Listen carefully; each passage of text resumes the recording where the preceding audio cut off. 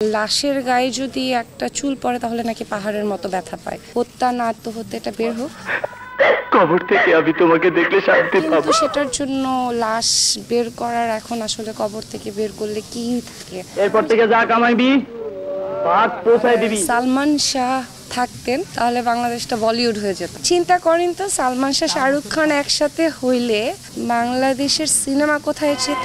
আমাকে নিয়ে কেউ তো স্বপ্ন দেখোনি। কার পছন্দের নায়ক সালমান শাহ না? আমি বলেছি যে অবশ্যই এটা যাচাই করা উচিত, হত্যা না আত্মহত্যা এটা অবশ্যই ইনভেস্টিগেট করা দরকার। কিন্তু হয় কি, যেটা আমরা জেনে এসেছি বা আমি ছোটবেলা থেকে জেনে এসেছি, লাশের গায়ে যদি একটা চুল পড়ে তাহলে নাকি পাহাড়ের মতো ব্যথা পায়। সো সেখান থেকে আমি বলেছি যে মানে ইনভেস্টিগেশন অবশ্যই হওয়া উচিত। আমাদের পুরো বাংলাদেশে আজকে সালমান শাহ উনি মারা যাওয়ার এতগুলো বছর পরেও ওনাকে নিয়ে কথা হচ্ছে, তার মানে উনি তো অনেক শয়ে সিনেমা করেনি, উনি তো কয়েকটা সিনেমা করেছেন এবং ওই কয়েকটা সিনেমা আমাদের প্রত্যেকটা দর্শকের মধ্যে যারা তার জন্মের মানে আগেই সালমান শাহকে হারিয়ে ফেলেছে বা তার সিনেমা দেখে নেই, তাকে সরাসরি দেখে নাই, মা খালাদের কাছ থেকে গল্প শুনেই কিন্তু আমরা ফ্যান।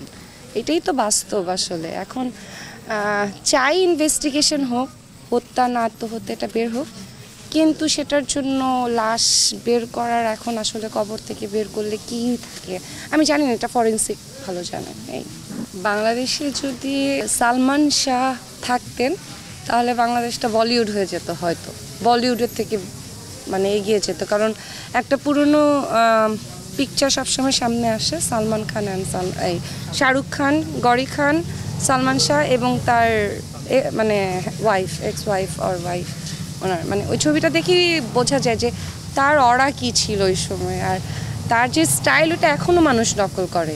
এরকম নায়ক আসলে বললেই হয়ে যায় না, এত সহজ আসলে হইলে তো হইতোই।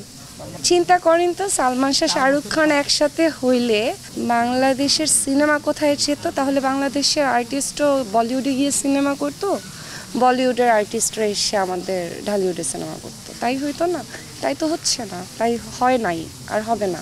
হবে হয়তো এখন হবে। তো এই যে এতগুলো বছর 29টা বছর কেটে গেল, এখন গিয়ে হচ্ছে, এখন গিয়ে বলিউডে হচ্ছে, বলিউড থেকে মানুষ এসে করছে। আমার মাকে আমি হাউ মাউ করে কান্না করতে দেখেছিলাম, মনে হয় শুক্রবার দিন ছিল বা আমার মনে নেই, আমি আসলে অনেক অত পুরনো কথা আসলে মনে নেই। যা মনে আছে বা নিউজে দেখেছিলাম যে অনেক মানুষ আত্মহত্যাও করেছে, অনেক মেয়েরা এত ক্রেজি ছিল।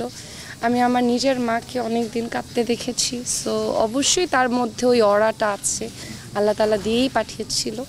বেহেশত নসিব করুন, যদি আল্লাহ তাআলা তার আত্মার মাগফিরাত কামনা করুন। দেশে দেশে সবার সাথে দ্য নিউজ।